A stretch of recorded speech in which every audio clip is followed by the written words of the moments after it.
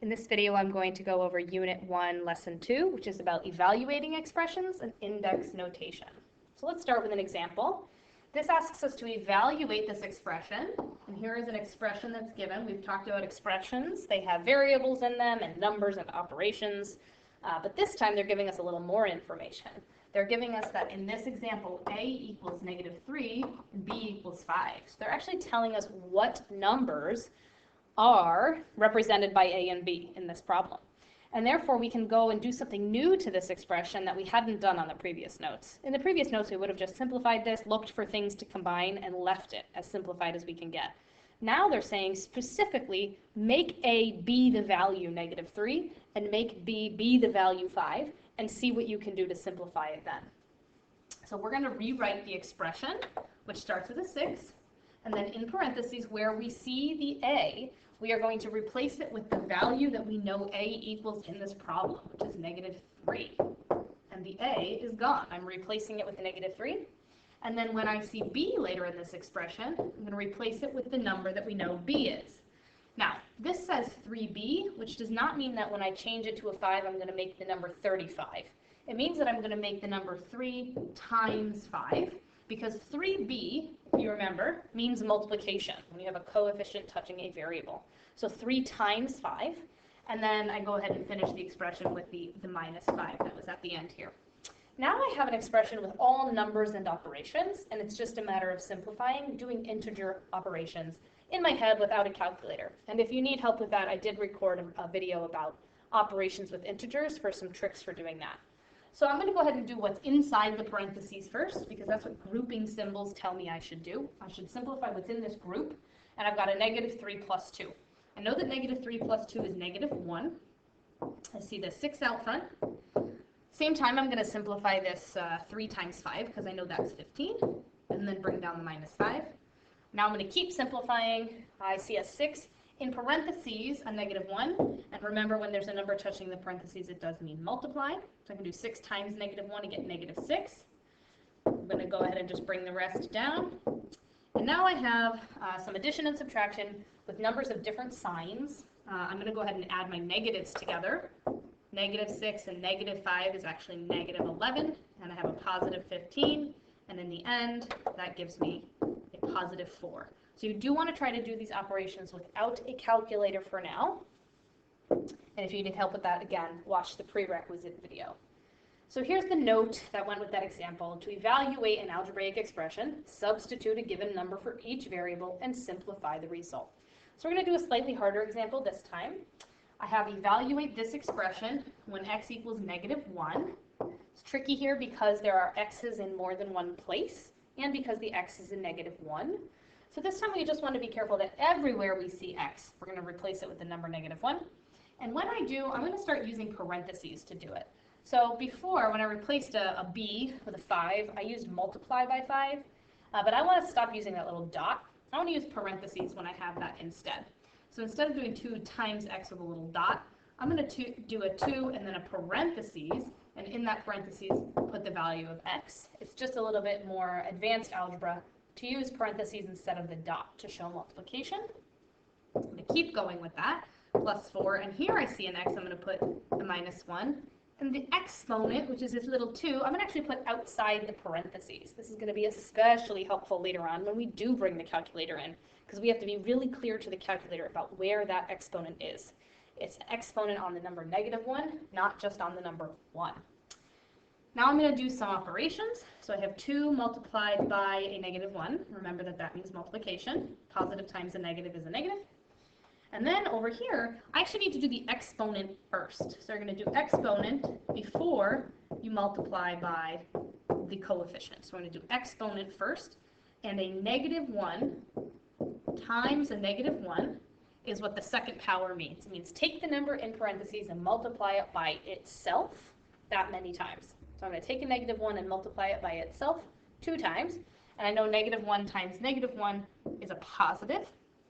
And so what I actually have here is 4 times 1. I did the squared, right? I did the exponent by doing -1 times -1 and getting +1.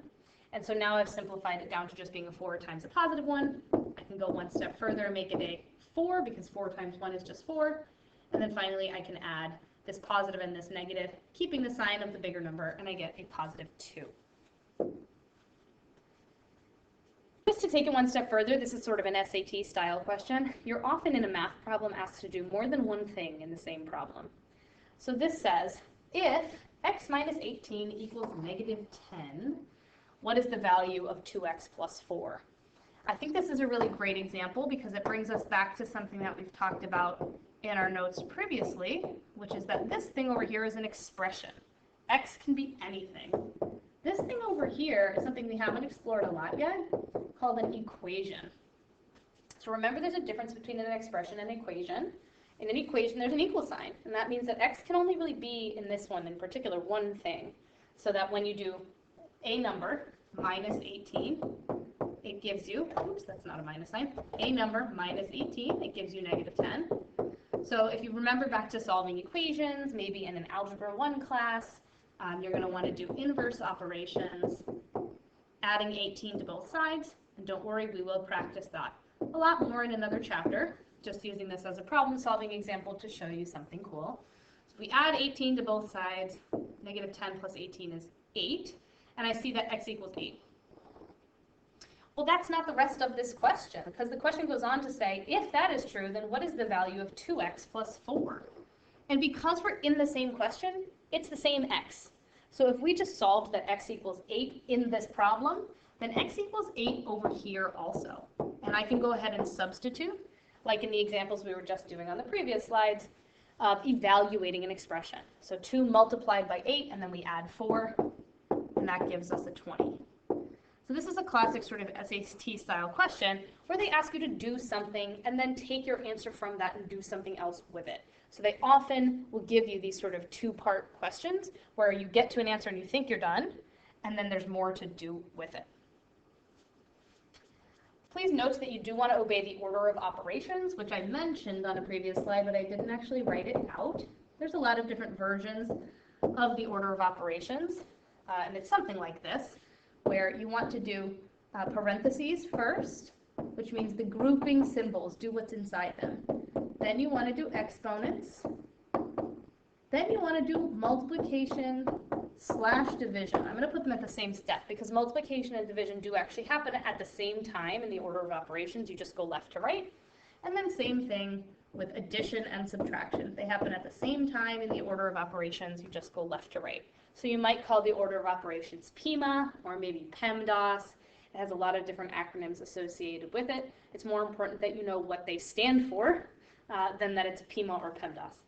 So in this example, let's go ahead and substitute in x equals -1 everywhere we see x. I'm going to be careful about using parentheses around it.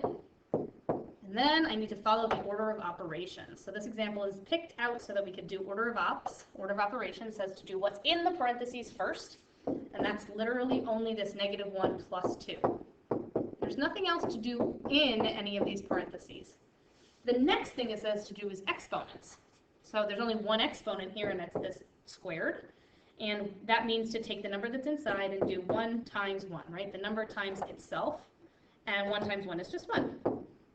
So I've now done the exponent. So I've done what's in the parentheses, and I've done the exponents. And you might be thinking, but there's still parentheses there. Why did you not do those? That's because these parentheses mean multiply. They don't mean to do something inside them. There's nothing left to do inside them. So I'm actually at the part of PEMDAS, or PEMA, now, where I'm supposed to do any multiplication and division that I see, going from left to right. So if I do that, I have multiplication here, and I have multiplication here, and then I have this -7 tacked on to the end. And the last thing in the order of operations is to do addition or subtraction in whatever order they appear from left to right. So I have -3, -6, -7, and that means altogether I have -16, and that is our final answer. A little bit more explanation of exponents, because I've been talking about them, but we haven't really defined them. So altogether, one of these expressions is called a power. When you have a base with an exponent on it, that's called a power. Power means repeated multiplication, like I've said, of the same factor. And a power consists of both a base and an exponent. And that base tells you what number you're multiplying, and the exponent tells you how many times you're multiplying it. So in this case, when you have 4 with an exponent of a 3 on it, That means you're going to take the number 4 and multiply it by the number 4, right? Number 4 times itself. How many times? 3 times. So you see the number 4 3 times. And then that result would give you 4 times 4 is 16, times 4 again is 64. So to simplify some of these repeated multiplications, just pay attention to when it's adding and when it's multiplying and when it's subtracting, because the notations are different depending on what kind of operations you're looking at. So in this first example, we have all multiplication, a b times a 3 times an a times an a. And to simplify it, we want to write it with no multiplication symbols, because we know that touching means multiplication. And we like to write it with a coefficient first, so meaning a number first, and then in alphabetical order. So I have an a and an a, which using index notation means a squared, and then I have a single b that I'm multiplying it by. So that is a single term. I want to write it all next to each other, all touching, and I know that that means multiplication. 3a squared b, number, and then alphabetical order. Now this next example is tricky though. I have an a plus an a, and then I have an a times an a times an a, and it has a minus sign in between. So note that an a plus an a is equal to 2a. A plus a is 2a. But a times a is a with a power on it, to the third power. So I use this example to show you the difference between a number in front and the little exponent that is a superscript on the a. And then there is the subtraction in between. And this order for now is fine until we get into polynomials, so we'll just leave this order alone. And then this next example, we have a 5 times x times y. I actually said it in alphabetical order, even though the problem isn't written in alphabetical order. I know I want to put it in alphabetical order to make it look neater. And then I have an x times y. That's where I have the squared coming in on the x, a single y. When they're touching like that, I know it means multiplication. And then I'm going to keep the subtraction sign between them. They're not like terms, so I can't combine them. I'm going to leave them be. True or false? -5 with a 4 on the outside as an exponent is the same as -5 with a 4 as the exponent, no parentheses. So I'm going to preview right now and tell you that false, these are not the same. And I mentioned this before about how important it is to use parentheses when you're having an exponent involved in a previous set of notes. And that's because when you have -5 like this in parentheses, the base is a -5. When you have a -5 like this with no parentheses, the base is just the 5. So if I was to show you what this means, this one means -5 times -5 times -5 times -5, because that's what a base is in a power. This one, on the other hand, means -5 times 5 times 5 times 5. And there absolutely is a difference, because in this case, a negative times a negative is a positive, and a negative times a negative is a positive, and a positive times a positive is a positive, and everyone's happy with the answer. In this case, I have a single negative, and then I have positive times a positive, positive times a positive, but that negative has been sitting there the whole time, and therefore my final answer is the exact opposite in both of these cases. So it absolutely matters whether you have parentheses around the base or not. So be sure that you're using parentheses when you mean to. So to evaluate each of these powers, practice writing the base as many times as you see the exponent, and then practice doing multiplication in your head. We have 4, we have times 4, and then we have times 2. This one, because we see parentheses, we know it means that the base is actually a -3. So we're going to write -3 twice. That gives us a positive 9.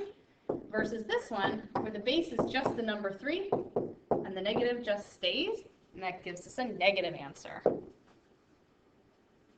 And then just be careful with using exponents and substitution. I recommend that you use parentheses around the number you're substituting in, especially when there's an exponent on it, as I've mentioned in the previous example. So here I'm going to substitute in the number -3. And here we're already in parentheses, but in this one I want to use parentheses because look how many negatives and exponents are floating around. We want to be really careful to note that this minus sign is separate from this minus sign. They're both in the problem, but I'm going to use the parentheses to show that they are separate. So this is -2 to the third power. I'm just simplifying by order of operations now. I did what's in the parentheses first. Now I'm going to do exponents. This is a -2 times a -2 times a -2. This is a negative 3 times a negative 3. I know there are lots of negatives in this problem. And this minus sign I hadn't even brought down yet, so I'm going to go ahead and bring it down there, changing color so you can see. This over here gives me a negative 8. This over here gives me a positive 9. But again, I still have this subtraction between them. And that means that my final answer in the end, they're both negatives. So I'm going to combine them and keep it negative as a negative 17. And that is all.